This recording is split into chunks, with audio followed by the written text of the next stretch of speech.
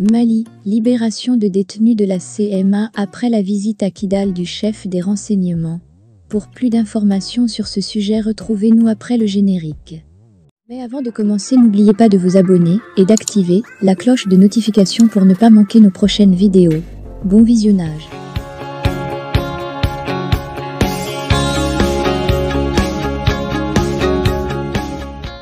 Le colonel Modibo Koné, responsable de la sécurité d'État au Mali, a effectué une visite à Kidal dimanche 16 juillet 2023.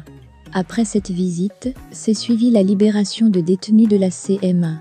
Cette visite s'inscrivait dans le cadre d'une démarche visant à renouer les contacts entre les autorités maliennes de transition et les groupes armés du Nord qui avaient précédemment signé l'accord de paix.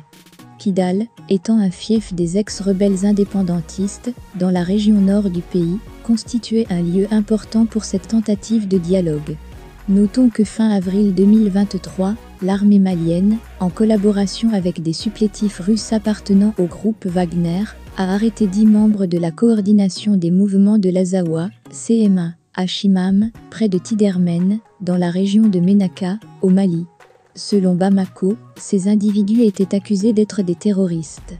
Cependant, les ex-rebelles indépendantistes de la CMA ont vivement dénoncé cette arrestation, qualifiant la détention de leurs combattants d'illégale.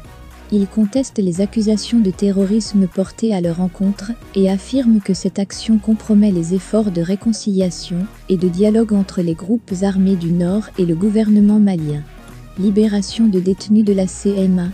Selon plusieurs sources sécuritaires maliennes, ils ont été libérés mardi soir, conformément à l'engagement pris à Kidal dimanche par le colonel Modibo Koné, directeur de la sécurité d'État.